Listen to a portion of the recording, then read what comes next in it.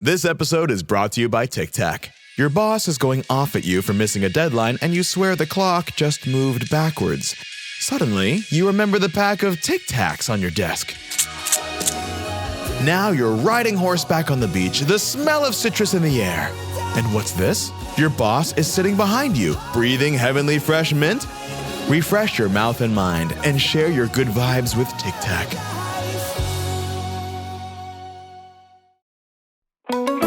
When school has finished, what comes next? For many autistic adults, the transition to adulthood can feel like falling off a cliff. Support structures disappear, social connections fade, and families are left wondering what to do next. Hi, I'm Greer, and this is the Unfinished Idea podcast, a space where we have honest conversations about the everyday and neurodivergent parenting, being neurodivergent ourselves, and building a community so you never have to feel like you're walking this journey alone. Today, I'm joined by Sandra Worth, a mom to an autistic adult and leader of My Autism Connection, or MAC, in Florida. She's creating programs that build independence, strengthen communities, and even train law enforcement through initiative partnerships like the Driver Challenge. Whether you're raising an autistic teen, supporting adults, or walking this journey yourself, this conversation is full of hope and practical insight. Hey friend, if you've got a moment, I would love for you to rate and review the show. It helps more people like you find us, learn what we're about, and become part of this growing community.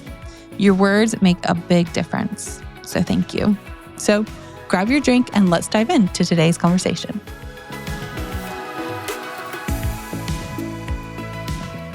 Sandra, you work with an organization called My Autism Connections, or MAC is what we might refer to it in this conversation as well.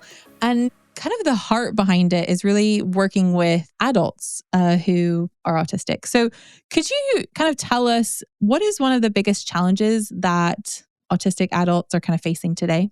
Yes, thank you for asking. A lot of our adults that are transitioning out of high school, you have the supports in school and it's very structured. But then when they go to graduate, there's no longer that continuum of support. And so a lot will lose the opportunity to learn more about the employability skills, right? The, soft skills that you need, and then the independent living. All of these things kind of just fall off. And so for a lot of our adults, they're lost when they're graduating, right? And families don't know where to turn. They don't really have the wherewithal of what's available to them. And so then on top of that, the social isolation that occurs, because if they don't find their peers, like-minded peers, they don't know where to go in search of the groups. And so a lot of times, like the neurodiverse communities are forgotten because they didn't have the connections of whether it's a social club that they would join because of an interest that they have. Where did they turn to make those connections, those friendships, and continue to develop that skill? Yeah, that sounds, I have wondered that. So I'm raising a son who is autistic and ADHD, and he is level 1 autism, so kind of lower down. But I have always wondered, what is life like after school? That idea, like you said, the support that we have fought so hard for, will kind of just disappear. And so but what one aspect I hadn't thought about was, like you said, the social side, kind of where can they go to meet those like-minded people and have those interactions that they may not see as important, but are, and help them. And one thing that you do specifically is the Driver Challenge, which is in partnership with the Lee County Sheriff Office, which is in Florida. Tell me about that. I want to know a lot about that.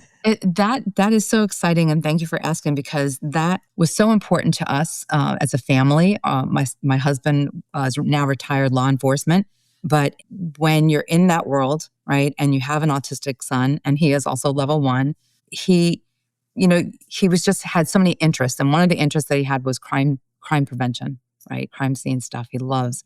And so I was in a panic thinking, what is his engagement going to be like with law enforcement if he were to be stopped, questioned, whatever happens? So I wanted to figure out a way that we could bridge the gap there. And so we found out that our youngest son was having a teen driver challenge, hosted by the school and the sheriff's office. And we thought, well, why can't they make something for our autistic population? right? And so I was able to get in front of the audience, that I needed to, the captains and whatnot, and have a conversation and say, why aren't we doing this for, for our special needs, group here? And so it just started, the conversation started, right? And so then it was, let's make this happen. And so what we did was we morphed the teen driver program, which was pairing drivers. So what we were doing is pairing autistic adult drivers with their deputies in their vehicle and learning maneuvers, learning, safe driving maneuvers, quick thinking. What do you do in these situations? And then also we added a mock traffic stop, and that it went over big because now it's, what do I do in that moment? Right. And so there's an officer in the car with them, but there's an officer pulling them over, and they're talking through, why do they do what they do? Why do they ask the questions that they ask? What's appropriate? How should you ask to share your license or other forms of ID? And so that way it really helped them to say, okay, it's not as scary or as intimidating as it would be, as like for us, right? We Yeah. were the lights come on or something. We're like, oh my gosh, which way do we go? But for our autism population, it is a huge kind of unknown. And so to give them the opportunity to really speak to the officers, have those great, in a safe, comfortable environment where they can ask the questions that they typically wouldn't be asking in a situation, this gives them an opportunity, a platform for them to do that. Yeah. That sounds so, I just love the idea. And just knowing kind of things that have happened in the last year of, police and the autism community haven't always been great. And so to hear this kind of idea that they're working together, that they, I can imagine the officer in the car with the autistic driver is learning just as much as the autistic driver. And so that when he or she gets out of that car, can handle other situations better. And so to me, I see this as a win-win. I just think this is a great opportunity for... Exactly. Yeah. That's exactly what I say. I always say it's a win-win because both parties learn, right? You have an opportunity to learn more about the law enforcement aspect of things that, as a wife of law enforcement, I wanted my husband to come home safe every day, but I also want my son to come home safe every day. And so how great could you, bring those two parties together to learn how to communicate effectively so that everybody has a good outcome from that situation? Yeah. Have you had feedback from the officers of kind of just things that they've learned? And oh my gosh. The most profound moment was when an officer came up to me and said, I think I just met my son. And he was in tears. wow. Right. And of course that chokes me up because I'm thinking, oh my gosh, he's an adult and he just is learning this about his own son. Yeah. So, you can't judge a book by its cover, as we always used to say, right? You can't just assume understand autism or that you know what it looks like or what, certain characteristics are. You have to treat each person as a human and an individual and get to know, what their needs are. So, yeah. How can other, kind of family members, caregivers, friends, kind of better support autistic adults? Maybe in their driving, maybe just in their everyday, but how can kind of also think about the independence, kind of giving them independence, but also aware that they have different needs. So yeah, how could they do that? Well, as a mom of a 32-year-old autistic adult, this is something that I'm in the trenches with and always, it's a learning curve, right? Because we grew up in a certain mindset that you just listen to your parents, you obey what they say, and that's it. You do what you're told, and that was that. But you have to have a different approach. You have to really listen, right? And honor their perspective because we're not in their shoes. So for me now, when I'm talking with other families, other, parents, even grandparents, I have to say, well, first thing we got to do is stop and listen. We have to listen to their perspective, honor it, and then, almost validate how they're feeling and what they're going through, experiencing in life. Because I think a lot of times we always want to interject and speak for them, whether it's advocating for them at, school or advocating for them in, a support service, an agency, service. We're speaking for them, and we need to help teach them how to be their best self-advocate. We need to teach them how to hear, have their voice heard and share their thoughts, in a respectful way. I know that we all go through emotional things and get angered easily, but I think for our adults to learn how to communicate what their needs are is critical because we're not here forever.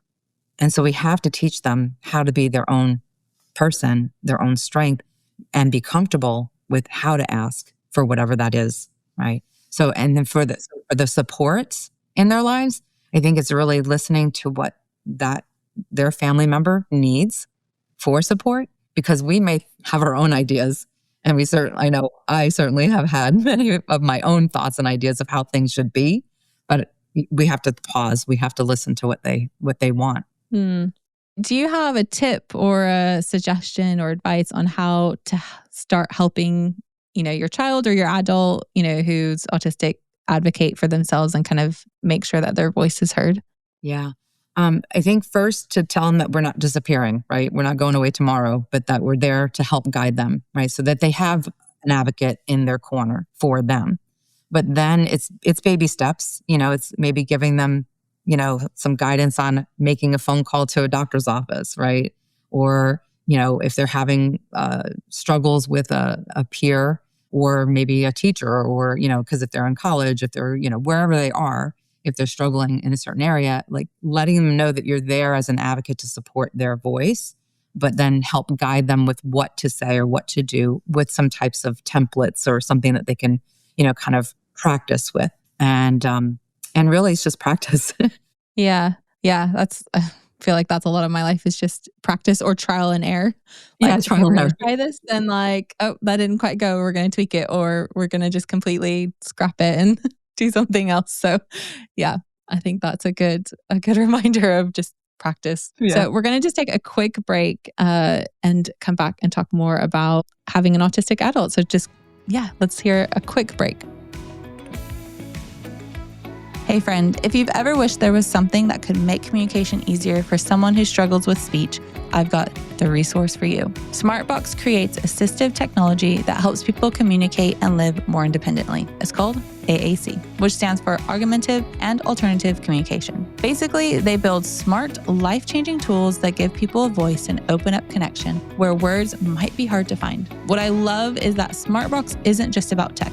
It's about solutions that fit real everyday life. From home to school to out in the community, their devices and software help families connect, grow, and be heard. Because AAC belongs everywhere. In the park, in the supermarket, in the restaurants, even at the gym. When we make space for it, communication becomes something everyone can share. To learn more and to see how SmartBox could help your family or your community, head to thinksmartbox.com, or down in the show notes, there'll be a link. We are grateful for their partnership in today's episode. Okay, so I'm with Sandra. We're talking about having autistic adults in our lives, may that be our kids or friends or, those we're supporting. And what I would love to know is one joy of having an autistic adult in your life. Wow. Okay. So I would say in particular, our son, his sense of humor, just looking at things in a different lens, through a different lens, and seeing his perspective on things from being a child and now as an adult. It's wonderful to see how his mind works and how he can, kind of share his point of view on things. So I think it's in the bigger scope for the group members that we have in in the organization, My Autism Connection. I love hearing each of them. Like they each individually have something unique to bring to the table. Yeah. So I really enjoyed getting to know them and hearing what they have to share about their experiences or even how brilliant they can be. Yeah. Through MAC, which is, My Autism Connection. And you talked about kind of having adults come in and take part in different services. So what do you actually do besides partnering with law enforcement? What is My Autism Connection? Yeah. We provide skills and tools to help them build their independent living. Navigating through that. We sometimes can take for granted that every adult knows how to cook or every adult knows how to, pay their bills and whatnot. But we kind of break it all down. So we do a lot of the career development. So writing a resume, going through the interview process, helping them to, dress appropriately for those interviews. Well, not so much in person anymore. A lot of them are done virtually, but at least to have a base for what some of the expectations are. But then, like I said, the culinary or cooking classes where some of them, though, have navigated the kitchen just fine, but maybe they haven't tried a new food item or a recipe that they didn't even think about. So we want to just open the doors, open the eyes to seeing different opportunities that are available. We also do some career exploration, which is going behind the scenes and doing tours of different businesses so that they can really see firsthand what is entailed in that type of work to see if maybe that's something that would be, spark an interest in. And then, like I said, like the daily navigating, either relationships, friendships, conversation starters, things like that, where we'll get everyone together, do some improvisation, and that helps them to loosen up, open up, and relax, and have some fun with it. We have an internship program with the university, so a lot of our interns are coming in and working with them to be peer mentors. So giving them the support that they need, guiding them through the process, but really we are member driven. So we want to hear their feedback and their input on what would they like to learn about, what would like to expand their skills and knowledge in. So we take that to heart and we try to make those things happen as often as possible. Yeah, it's like you said, things that I think others take for granted, are things that some people just don't know. And it can be, I think about, so my husband is also autistic and he is a very good cook. He does cooking very well, but he cooks the same thing. So trying new things has been a goal for us this year, because he eats the same thing for lunch. He eats the same thing for dinner. And with his schedule, he is a nurse, so he works long hours. So that kind of works because my kids are usually in bed by the time he gets home. But at the weekends, I'm like, okay, we have to try new food because I cannot do this. Yeah. So yeah. So that's exciting because I think you could really pull in a lot of things, like just bringing the kids and involving them. And that's what's, I find that a lot of times with our adults, giving them the opportunity to lead, right? So if they're teaching someone else something, they light up, right? They're excited because it's something that they understand and they know, and they want to share that with someone else. But then if they can expand on it, and it just kind of opens up the conversation to allow for some adjustments. Yeah. And it just kind of, I like the idea of like bringing the kids in. So it's not like we obviously shun them from the kitchen, but it's that idea of like kind of thinking through, we're helping them to try new things as well and, expand their foods because it's very easy to get into a routine and this is what you have. So yeah, I like that. I'm going to have to think through this weekend's menu and see how we can do that. But thinking about, so a lot of people who are listening probably know someone who's autistic or, wants to get involved, but they don't live in Florida or anywhere near Florida. How could they maybe, I'm not necessarily saying they need to start their own group, but, maybe, how could they maybe get involved or, maybe locally, or is that maybe, do you have ways that they can get involved with you or, So we currently are kicking off our next session of our online program. So pretty much anywhere in the world, you can join us virtually. And that way you can continue to meet other people that are like-minded. Also, learn maybe some new tips and tricks, things like that to help navigating life.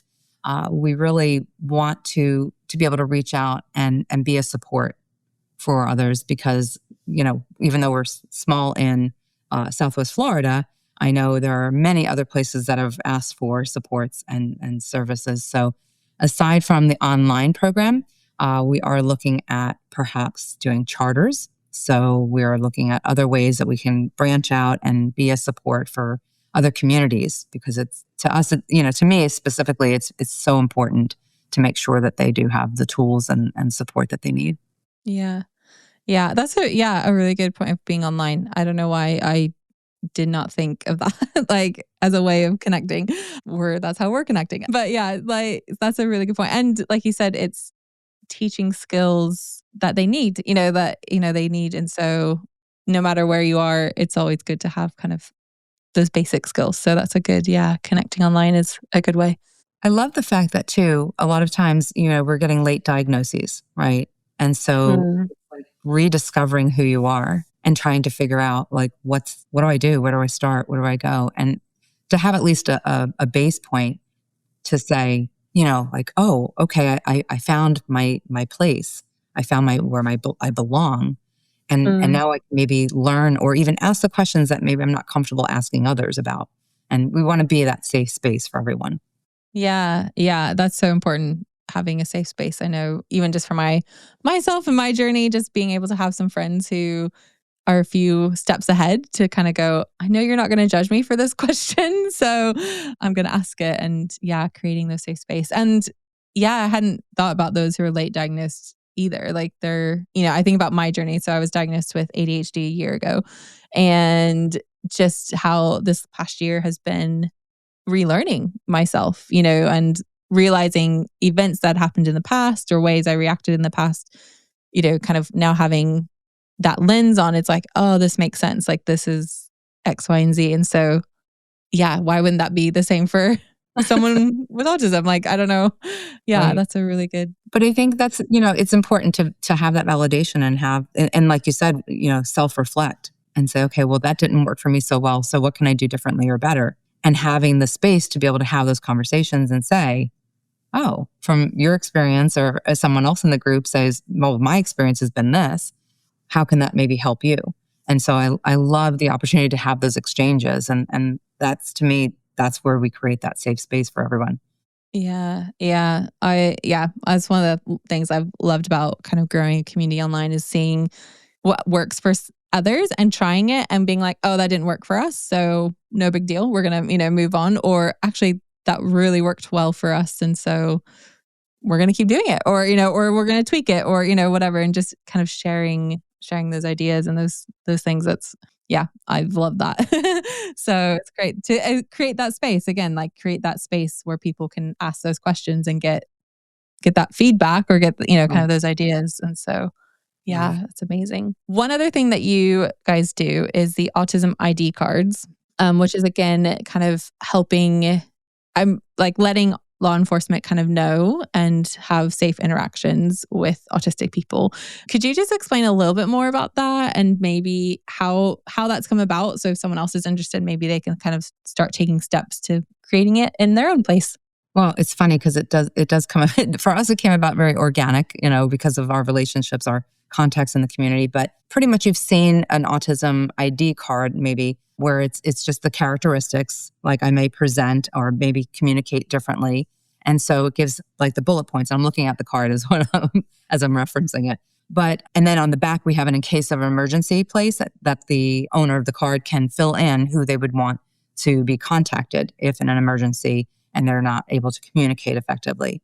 So we were approached by the Florida Sheriff's Association to kind of join forces and use our card with their emblem and their colors so that it would be easily recognizable by their sheriffs. So every sheriff's agency throughout the state of Florida will now have this training on making sure that they're looking for the card and then, what to expect and how to apply it in the situation.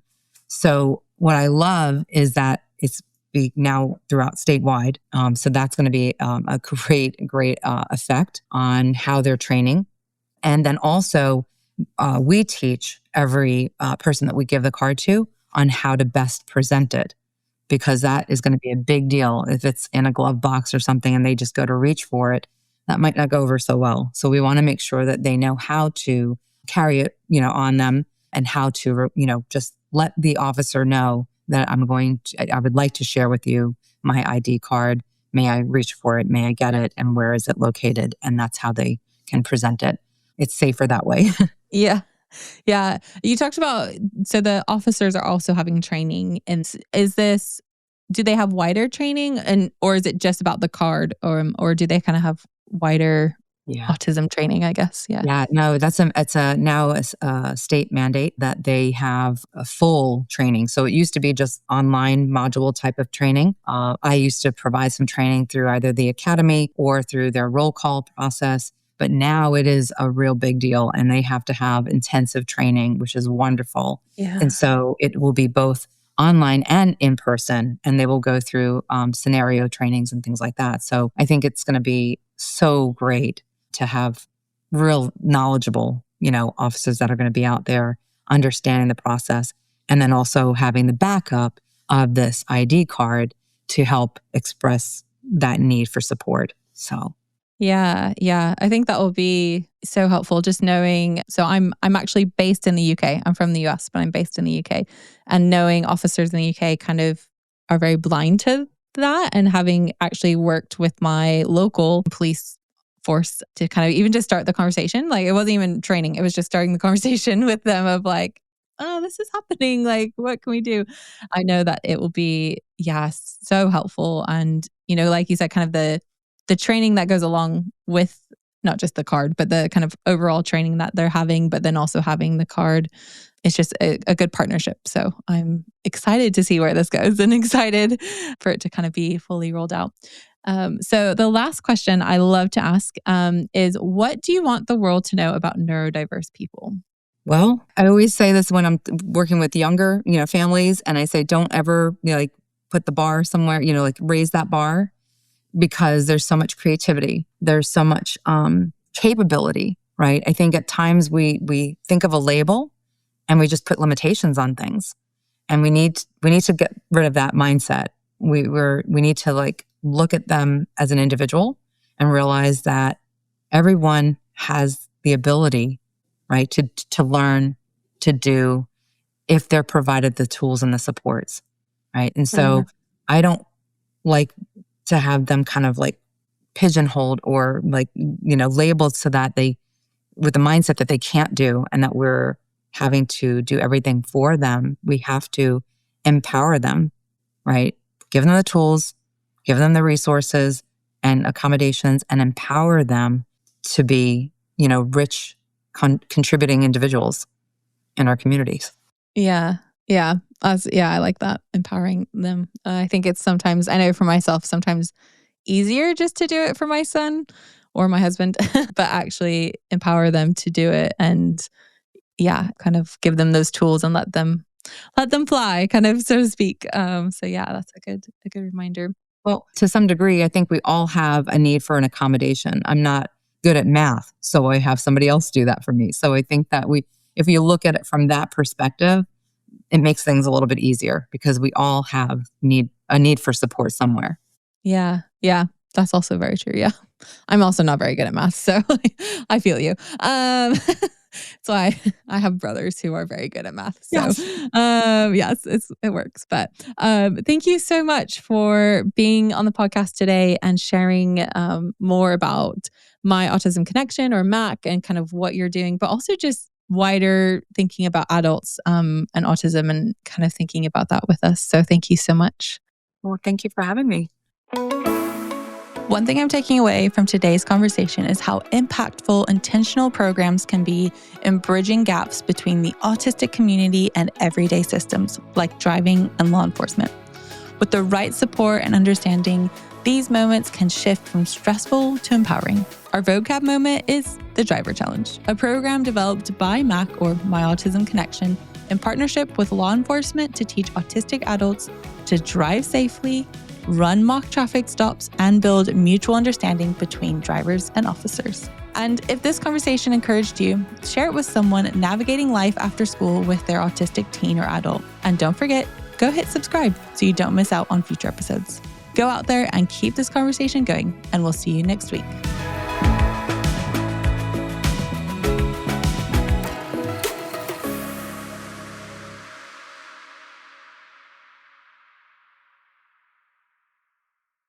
Hey, Ryan Reynolds here, wishing you a very happy half-off holiday, because right now Mint Mobile is offering you the gift of 50% off unlimited. To be clear, that's half price, not half the service. And Mint is still premium unlimited wireless for a great price. So that means a half day, yeah?